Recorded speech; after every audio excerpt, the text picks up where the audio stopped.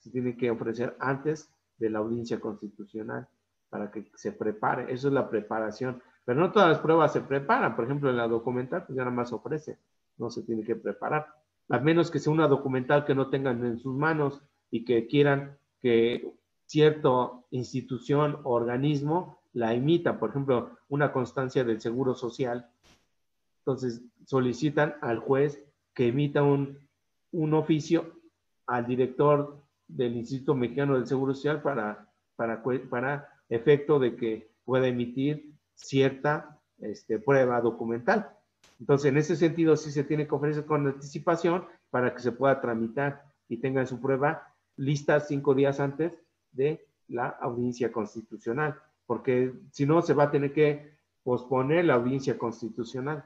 Sí, pero sentencias solamente son las que ponen fin a todo el juicio, a través de una sentencia. De acuerdo a la teoría general del proceso, o el proceso termina con una sentencia. Allí termina el proceso. Ya vienen los recursos, ya viene el amparo, pero ya sería otro juicio el amparo. Pero una sentencia pone fin a un juicio. No es excepción el amparo. El amparo también, el juicio de amparo termina con una sentencia, ya sea que les concede o no el amparo. Ahorita vamos a ver cuándo y clases de sentencias. La misma ley de amparo tiene varios errores, vamos a verlos después, que le llama autos, les llama acuerdos, los elementos de la teoría del delito. ¿Cuál es lo contrario de la tipicidad? La tipicidad. ¿Cuál es lo contrario de las causas de justificación? La antijuridicidad. ¿Cuál es lo contrario de la inculpabilidad? La culpabilidad. Por lo tanto, tenemos los 3 elementos: tipicidad, antijuridicidad y culpabilidad triatómica. ¿Vale? La teoría triatómica en el Código Nacional de Procedimientos Penales. No estoy hablando si es funcionalista, si es causalista, neocausalista. Son 3 elementos que se tienen que observar si se cumplen para que exista delito. Una defensa técnica y adecuada es aquella que conoce la teoría del delito. Y la gente del Ministerio Público también lo debe de conocer, porque debe de observar que no se cumpla cualquiera de estas para que pueda ser sancionable esa conducta. ¿Cuáles son las causas de atipicidad? Se las voy a dejar ahí para que las lean, las vamos a ir viendo poco a poco en la próxima clase. Cada una de ellas, sin excepción. Ese es el estudio de la teoría del delito. ¿Qué es el intercrímenes? Es el camino del delito. Es decir, desde que alguien lo concibe hasta que se ejecuta, se materializa, hasta que tenemos el resultado material. ¿Qué es lo que sucede durante este camino? Es el intercrímenes. Bueno, el intercrímenes tiene 2 fases. La fase interna, es decir, lo que sucede en la cabecita del sujeto activo, del perpetrador, de quien va a ejecutar la acción o la omisión, desde que lo piensa. Ahí nace el intercrímenes. Y la fase externa, hasta que lo exterioriza, hasta que lo que pensó lo lleva a la práctica, lo materializa, lo ejecuta. La fase interna comprende 3 elementos. La ideación. ¿Sabe qué? La situación está difícil, no va a haber que dar de otra que asaltar a un banco. Lo está ideando, lo está maquinando aquí en su cabeza. Todo está aquí adentro. Lo delibera y toma la decisión de hacer. Y no ha cometido ningún delito. Nadie ha sido penado por lo que piensa, ¿no? Hasta ahorita. Sino ha sido sancionada, las personas se sancionan por lo que expresa, lo que demuestra, lo que hace, lo que ejecuta, lo que provoca. Eso es lo que persigue una sanción, que se le retribuya, ¿verdad?, el daño a la persona, a la víctima, que se le repare ese daño. Las teorías relativas nos hablan de la prevención, que la pena debe de servir como una medida de escarmiento, de amenaza.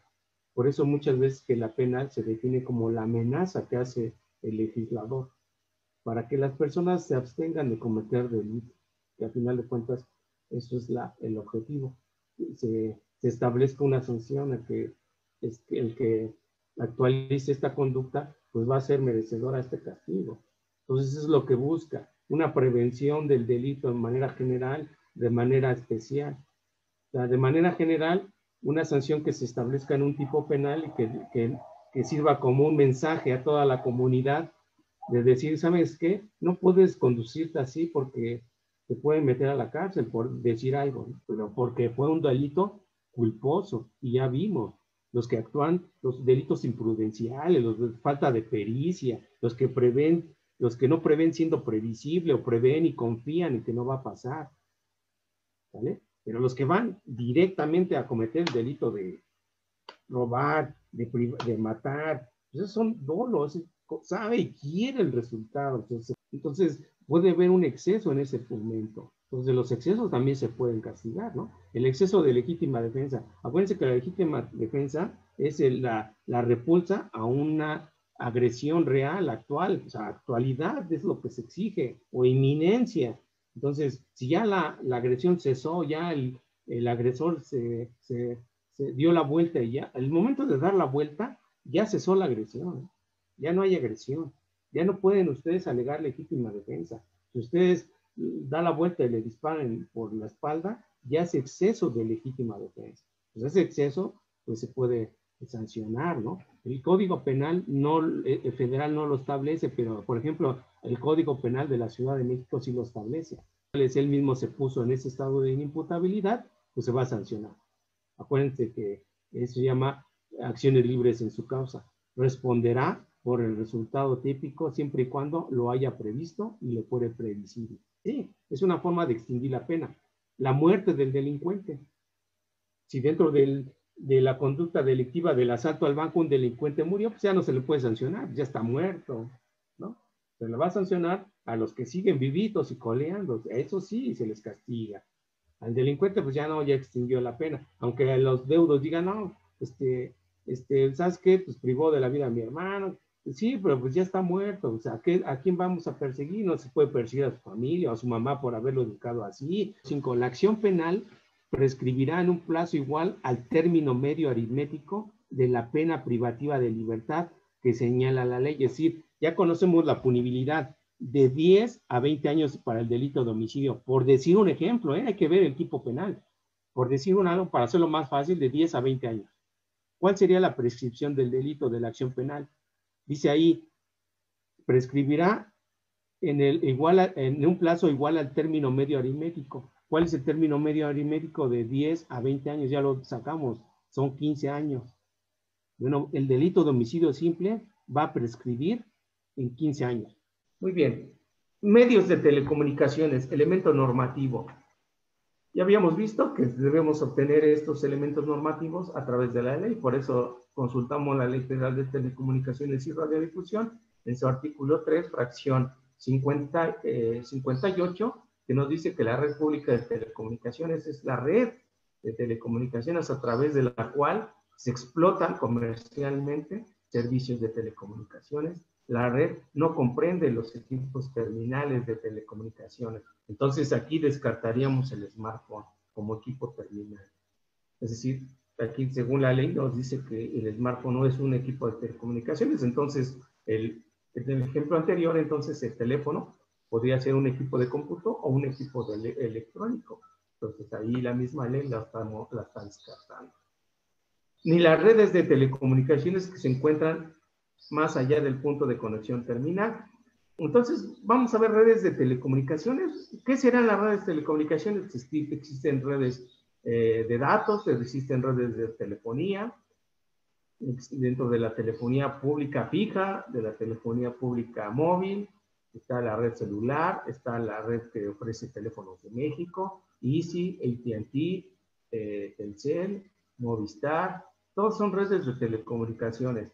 Configuraciones, redes LAN, redes WAN, redes MAN, y toda esa estructura, ¿verdad? Es lo que nos determina una red, ya sea extensa, red, incluso la red de Internet es una red también. Entonces, eso es lo que concierne a las telecomunicaciones. Por eso es importante que el abogado conozca este tipo de terminología también. Pero para ello necesita investigarlo y estudiarlo. Sistemas informáticos. El sistema informático, según la Convención de Budapest, ¿verdad? Es elemento subjetivo, específico, a sabiendas. El Ministerio Público tiene que probar que esta persona sabía que estaba enfermo. ¿Cuándo se le llama calificado? Cuando existe premeditación, o bien cuando exista ventaja, o bien cuando exista alevosía, cuando exista traición. ¿Cómo se hace? Con transformadores. Se eleva el voltaje para que la corriente que viaje en las líneas de transmisión, en las torres que ven en las carreteras cuando van manejando, ¿verdad?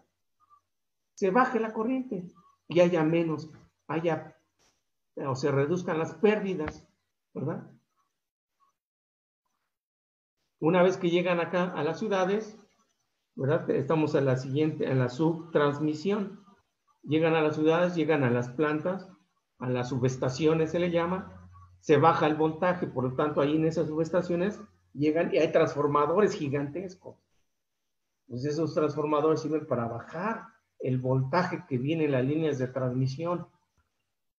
Esas líneas, ese voltaje se baja y se va a las líneas de distribución. Bueno, gracias infinitas por su atención. Les agradezco su tiempo, su paciencia y pues esperamos vernos en un futuro en otros cursos. Voy a cerrar la transmisión. Gracias por todo.